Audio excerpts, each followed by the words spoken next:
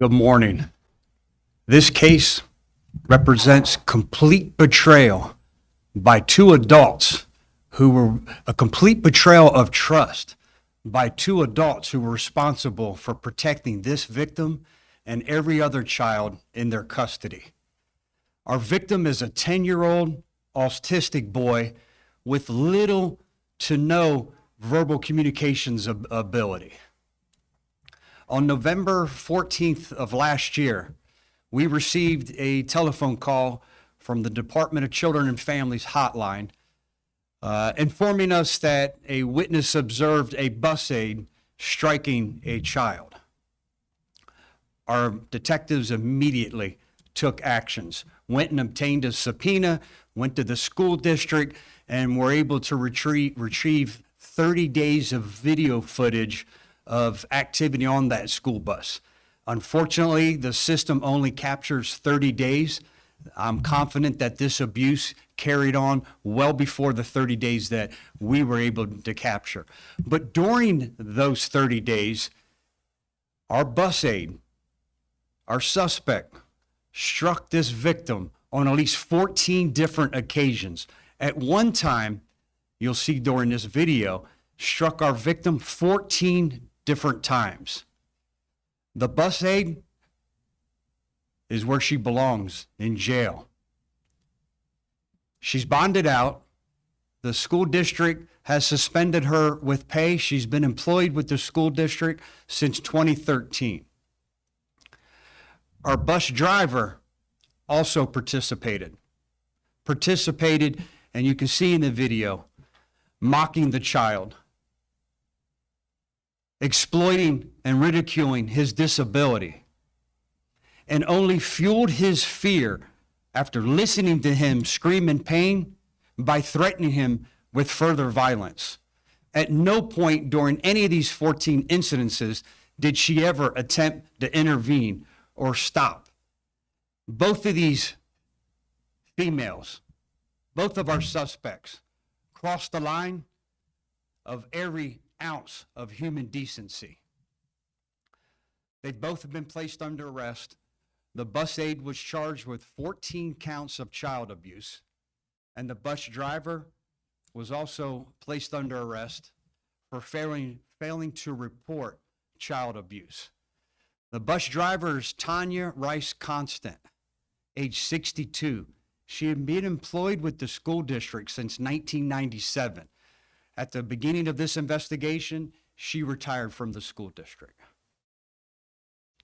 This child had no voice and was unable to take any action. And in this case, we became his voice and we took the appropriate action. What questions can I attempt to answer at this point?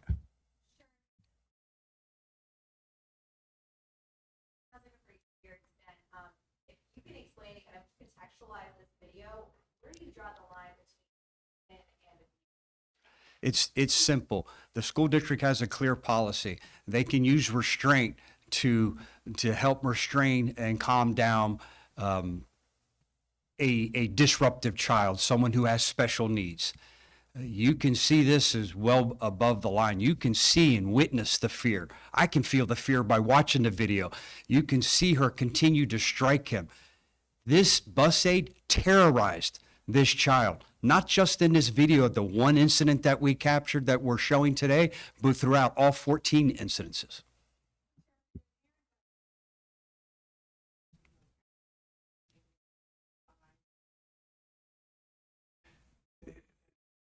They didn't during that time. Teachers at his school thought something was odd. They saw some bruising under his eye and in his ear. But more importantly, every day when it was time for the children to be released to go home and catch the school bus, they witnessed a complete change in his behavior. They reported it to the school district.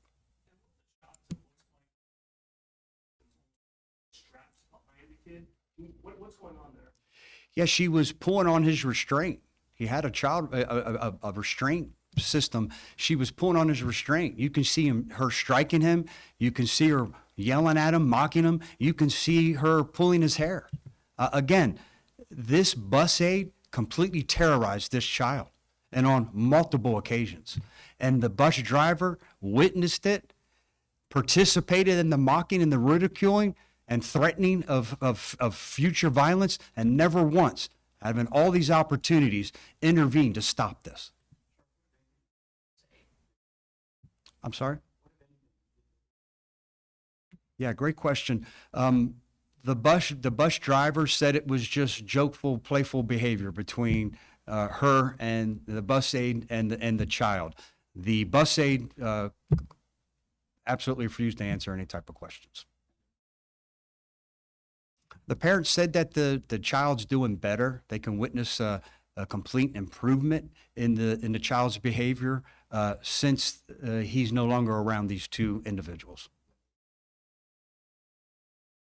Yeah, they were mortified, like any of us as parents would be, mortified that knowing that their child, unlike a lot of our children, they're intelligent. They can verbalize what's happening, what happened to them, and this poor 10-year-old doesn't have that ability. So again, my heart goes out to he and his family.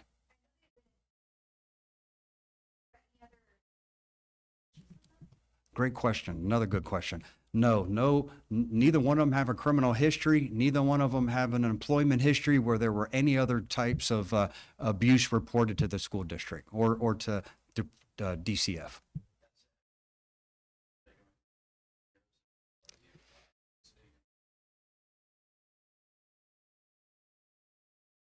We absolutely are reviewing video. It's still an active case.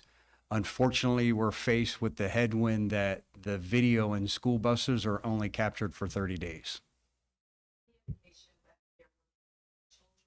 Possibly impacted, or does it seem like they specifically targeted this one child?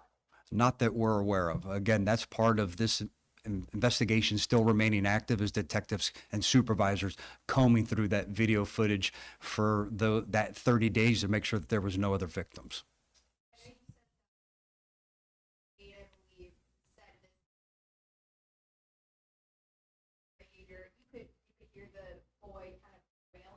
Yeah. Background. I mean, how do you react to that when that's their response? Yeah, it's complete rubbish. The bus driver saying that this was jokeful, playful behavior. You can see the terror that this child sustained, not just during this incident, but all the videos that we have. There's no such thing. When dealing with special needs, the bus driver, was this kid like on a regular bus, or do they have any special training they go through when dealing with special needs kids? Yeah, this is a special bus with a specially trained bus aide on it that does receive additional training to know how to deal with children who have special needs, which makes this even worse that she knew better. She was properly trained on how to react to different various forms of behavior. And again, this goes against any grain of human decency.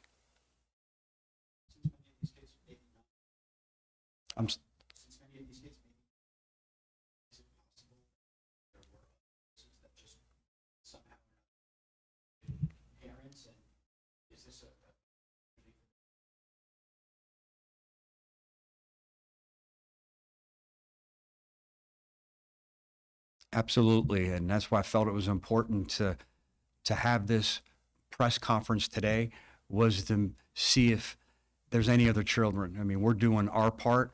We want parents to maybe pick up the phone and call, reach out to us if they believe that their child was abused, struck, mocked, ridiculed by one of these two women. We sure would love to find out.